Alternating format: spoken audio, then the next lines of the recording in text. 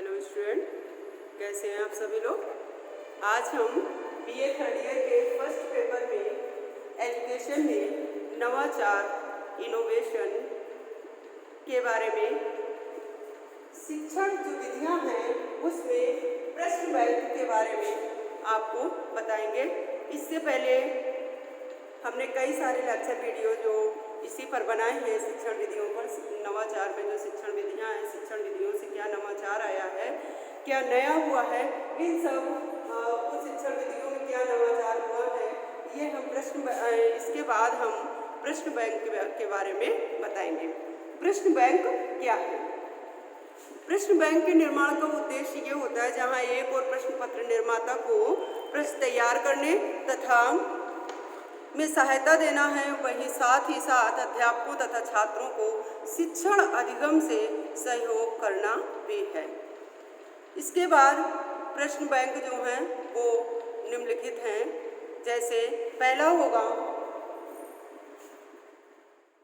वस्तुनिष्ठ प्रश्नों का बैंक।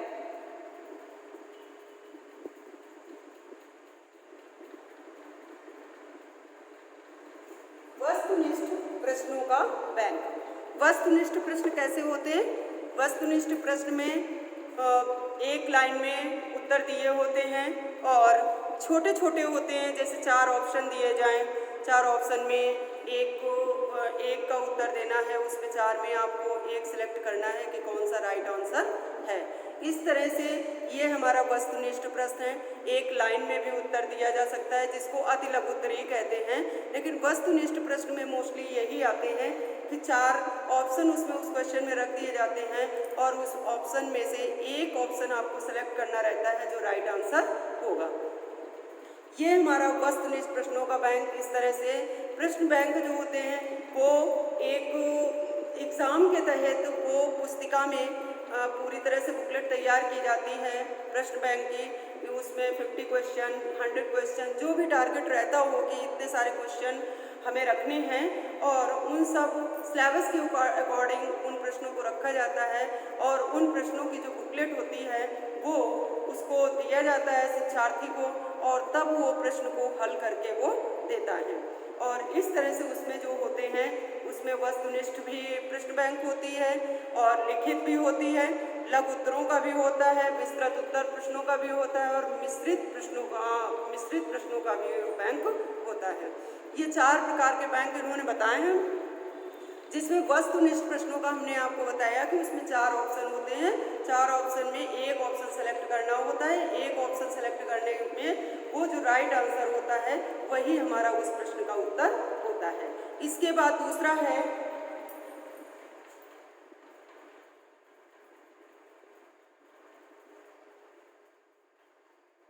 लघु उत्तरीय प्रश्नों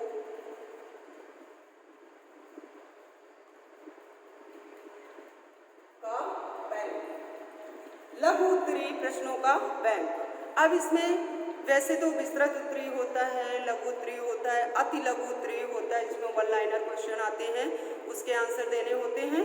और इसमें लघु उत्तरीय बैंक में 3 से 4 लाइन का जो होता है, लगभग 25 शब्दों का आंसर उसमें लिखा जाता है। ये हमारा लघु उत्तरीय हो जाएगा। लघु उत्तरीय प्रश्नों का बैंक। क्वेश्चन पेपर एक चला जाता है और उस पर बुकलेट या कॉपी रखी होती है, उसी पे ही उत्तर उनको देना रहता है। ये हमारा लघु उत्तरीय प्रश्नों का बैंक हुआ। फिर इसके बाद तीसरा है विस्तृत उत्तरीय प्रश्नों का बैंक। विस्तृत उत्तरीय प्रश्नों का बैंक जो व्याख्या लेवल पे, व्याख्या स्तर पर होते हैं, जिनकी व्याख्या 1000 शब्दों में, 700 शब्दों में, 600 शब्दों में, 800 शब्दों में, इस तरह से 500 से ऊपर जो शब्द जाते हैं वो हमारे विस्तृत उत्तरीय प्रश्न कहलाते हैं। वैसे ही प्रोसेस इसमें भी होता है। बुकलेट में ही बुकलेट दी जाती है, कॉपी दी जाती है उत्तर लिखने के लिए और उसमें प्रश्न का जो प्रश्न पेपर होता है वो रख दिया जाता है और इस तरह से जो शिक्षार्थी होते हैं वो उस प्रश्न को हल करते हैं। इसके बाद है मिश्रित प्रश्नों का बैंक।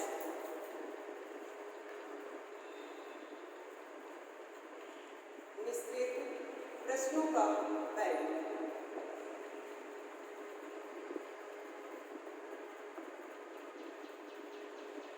मिश्रित प्रश्नों का बैंक इस समय हमारे जो कानपुर यूनिवर्सिटी है, ये मिश्रित प्रश्नों का बैंक उसमें रहता है। उसमें अति लघुत्तरीय होते हैं, लघुत्तरीय होते हैं, ऑब्जेक्टिव भी होते हैं मिश्रित प्रश्नों का। ये पूरा उसमें बुकलेट होती है, एक प्रश्न पत्र होता है जिसमें उत्तर पुस्तिका आती है, उत्तर लिखने के लिए कॉपी दी जाती है, उसमें हर तरह के प्रश्नों का उत्तर लिखना होता है शिक्षार्थी को, और उसी शिक्षार्थी के लिखने के आधार पर उसका मूल्यांकन किया जाता है। जैसा कि हमारा इस समय कोविड-19 का जो कहर चल रहा है, उसकी वजह से वैसे अब तो काफ़ी कुछ कम हो गया है, लेकिन उसकी वजह से हमारे यहाँ जो सही समय पर जो ऑफलाइन क्लासेस चलती थी और विद्यालय महाविद्यालय आकर जो कक्षाएं संचालित की जाती थी, वो प्रोसेस बंद रहा। इसके बाद अब जो ऑनलाइन का था कि ऑनलाइन क्लासेस दी जाएंगी, ऑनलाइन वीडियो दिए जाएंगे, इसके बाद है फिर अब कक्षाओं का अभी तो कोई प्रोसेस नहीं, लेकिन अभी एग्ज़ाम डेट आ गई है। एग्ज़ाम के आधार पर ऑब्जेक्टिव क्वेश्चन का प्रोसेस रखा जाएगा, क्योंकि अभी ऐसा समय नहीं है कि किसी भी तरह का कोई भी मतलब प्रॉब्लम फेस की जाए, क्योंकि कोविड-19 ही प्रॉब्लम अपने आप में बहुत बड़ी है। इसलिए मूल्यांकन के तहत पर वो ऑब्जेक्टिव क्वेश्चन को रखा गया है कि ऑब्जेक्टिव क्वेश्चन के आधार पर मूल्यांकन शिक्षार्थी का होगा। इसलिए ये जो अभी जो आएगा वो वस्तुनिष्ठ प्रश्नों का बैंक ही होगा। और इस प्रकार वैसे हमारे मिश्रित प्रश्नों का बैंक, इस तरह से हमारे पास प्रश्न पत्र हम प्रदान करते हैं शिक्षार्थी को, और शिक्षक जो है वो शिक्षार्थी के प्रश्न बैंक देता है और शिक्षार्थी उसको हल करता है। तो जो प्रोसेस है, वैसे मोस्टली जो प्रोसेस है हर बार की, वो किस तरह की है, मिश्रित प्रश्नों का ही प्रोसेस है। अब हम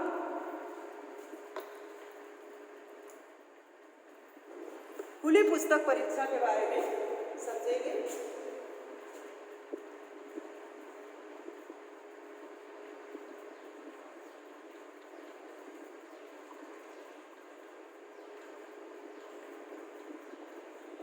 एक ये भी परीक्षा हो, खुली पुस्तक परीक्षा।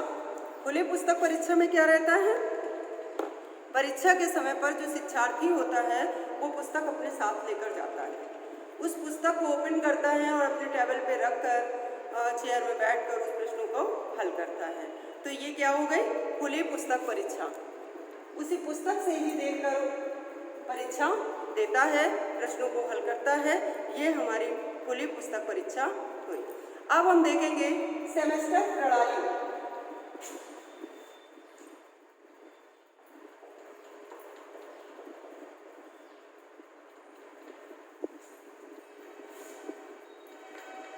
सेमेस्टर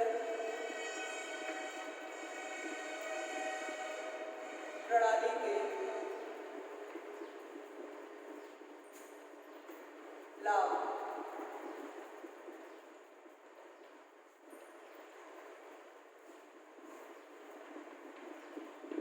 सेमेस्टर प्रणाली के लाभ में पहला होगा, सेमेस्टर प्रणाली में सत्र की अवधि कम होने के कारण छात्रों को संपूर्ण सेमेस्टर के दौरान निरंतर अध्ययनरत रहना पड़ता है। जैसे 6 मंथ का 1 सेमेस्टर, 6 मंथ का 1 semester and 2 semester 12 month and 1 year. ठीक, वैसे हमारे उसमें जो है एकेडमिक जो भी अभी एजुकेशन है, BMA MMA जो भी है, 1 ईयर का प्रोसेस है। ठीक, और इसके बाद है जो वैसे 6 मंथ 12 मंथ वैसे प्रोफेशनल स्टडी जितनी भी कराई जा रही है वो सेमेस्टर वाइज ही हैं, और हो सकता है कि आगे इन फ्यूचर पॉसिबिलिटी है कि सेमेस्टर वाइज ही एकेडमिक भी होने लगे। तो इसमें हमने ये देखा कि इसके लिए कम समय भी रहता है और इसका वो वैसे ही जितना भी सिलेबस होता है उसके अकॉर्डिंग सिलेबस को बांट दिया जाता है। 6 मंथ में इतना सिलेबस कवर किया कराया जाएगा, फिर 12 मंथ में इतना करवाया जाएगा, फिर नेक्स्ट ईयर में 6 मंथ में इतना, फिर 12 मंथ में इतना। तो 1 ईयर का कोर्स कितना होगा, 6 मंथ का कोर्स कितना होगा। लेकिन इसकी जो सेमेस्टर की जो प्रणाली होती है वो कम अवधि होती है। सबसे पहला है पॉइंट, कम अवधि, इसका जो टाइम होता है वो कम समय का होता है। दूसरा है, इस प्रणाली में प्रत्येक सेमेस्टर के उपरांत निर्धारित पाठ्यक्रम से परीक्षा ली जाती है। इससे अगले सेमेस्टर में कोर्स को पुनः तैयार नहीं कराने पड़ता है, मतलब नहीं करना पड़ता है। इसमें क्या है, पाठ्यक्रम से परीक्षा ले ली जाती है, इससे अगले सेमेस्टर में कोर्स को पुनः तैयार नहीं कराना पड़ता। जो परीक्षा का प्रोसेस है वो 12 मंथ में इस तरह से होता है, लेकिन जो पढ़ाई होती है वो सेमेस्टर वाइज होती है। तो ऐसे कोर्स पूरा धीरे धीरे होता रहता है, तो उसको दोबारा रिपीट तो करना रहता है, लेकिन उसको दोबारा उस चीज़ को नहीं पढ़ाना पड़ता है। थर्ड पॉइंट, प्रत्येक छात्र अपनी उपलब्धि का ज्ञान करके प्रतिपुष्टि प्राप्त करता है और अगले सेमेस्टर की विषय वस्तु को सीखने के लिए प्रेरित होता है। जो ज्ञान उसे, जो शिक्षक द्वारा छात्र को ज्ञान कराया जाता है वो अपने सेमेस्टर प्रणाली में वो छात्र उस ज्ञान को अचीव करता है, आत्मसात करता है, हासिल करता है और तत्पश्चात परीक्षा के उपरांत, पास होने के उपरांत वो पुनः नेक्स्ट ईयर जो अगले वर्ष का जो पाठ्यक्रम होता है उसके लिए तैयारी करता है और उसके लिए प्रेरित होता है। इसके बाद है, तीसरा है, लगातार गहन अध्ययन करने के फलस्वरूप छात्र में विषय वस्तु की जानकारी व समझ के साथ साथ आत्मविश्वास भी बढ़ता जाता है। जब कोई भी छात्र है, जब वो पूरी अच्छे मन से और पूरे लगन से अगर वो अध्ययन कर रहा है, तैयारी कर रहा है अपने स्टडी की, तो पॉसिबल है उसके अंदर कॉन्फिडेंस बढ़ेगा, आत्मविश्वास आएगा और जब आत्मविश्वास आएगा तो वो हर काम को पॉसिबल करने में सक्षम हो सकेगा। इसके बाद इस प्रणाली में व्यापक व सतत मूल्यांकन संभव है। इस प्रणाली में जब सेमेस्टर वाइज प्रणाली है तो व्यापक और जो मूल्यांकन होगा, मूल्यांकन जो होगा वो मूल्यांकन, इसका सतत मूल्यांकन चलता रहता है। जिस तरह से सतत कंटिन्यू स्टडी होती रहती है उसी तरह से सतत इसका मूल्यांकन भी होता रहता है। और अब हम सेमेस्टर प्रणाली के दोष के बारे में जानेंगे कि सत्र के नियमित न होने के कारण विश्वविद्यालयों द्वारा प्रत्येक 6 माह के बाद सेमेस्टर परीक्षा आयोजित करना संभव नहीं हो पाता है। सत्र के नियमित, पहले हम देख लेते हैं दोष। सेमेस्टर प्रणाली के दोष में क्या है, सत्र नियमित न हो, सत्र नियमित न हो,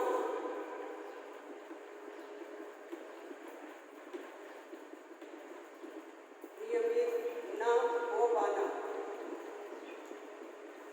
अगर सत्र लेट है तो सत्र लेट में क्या होगा कि प्रॉब्लम फेस करनी पड़ेगी और इस तरह से समय से परीक्षा नहीं हो पाती, समय से पढ़ाई नहीं, जो सिलेबस है वो कंप्लीट नहीं हो पाता, फिर इसके बाद परीक्षा के लिए देरी होती है। इस तरह से ये सेमेस्टर प्रणाली का दोष है। दूसरा है, इसमें अगले सेमेस्टर की पढ़ाई का कार्य है वो बाधित हो जाता है, जिससे परीक्षा फल घोषित करने में देर हो जाती है, विलम्ब हो जाता है। तो जब ये पाठ्यक्रम, जो ये सत्र होगा, जब हमारा ये सत्र अगले सत्र में चला जाएगा तो अगला सत्र भी हमें उसमें उसको संचालित करने में, उसको आगे ले जाने में प्रॉब्लम होगी। तीसरा पॉइंट है, धन का व्यय अधिक होता है और कई प्रशासनिक कठिनाइयाँ भी आती हैं। फोर्थ पॉइंट, शिक्षण के कुछ समय बाद भी परीक्षा लेने से छात्रों में बोध के स्थान पर स्मरण अधिगम करने की प्रकृति बढ़ जाती है। जो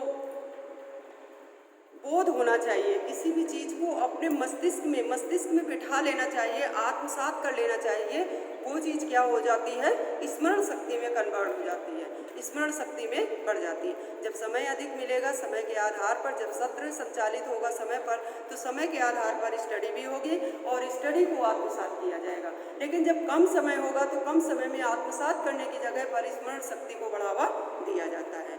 ये हमारा प्रश्न बैंक। इसके बाद खुली पुस्तक परीक्षा, सेमेस्टर प्रणाली के लाभ, सेमेस्टर प्रणाली के दोष। हमने इसमें ये आपको जो शिक्षण विधियां हैं नवाचार में, वो उसके बारे में प्रश्न बैंक और सेमेस्टर प्रणाली को बताया। अब हम आगे लेक्चर वीडियो में आपको फिर बताएंगे।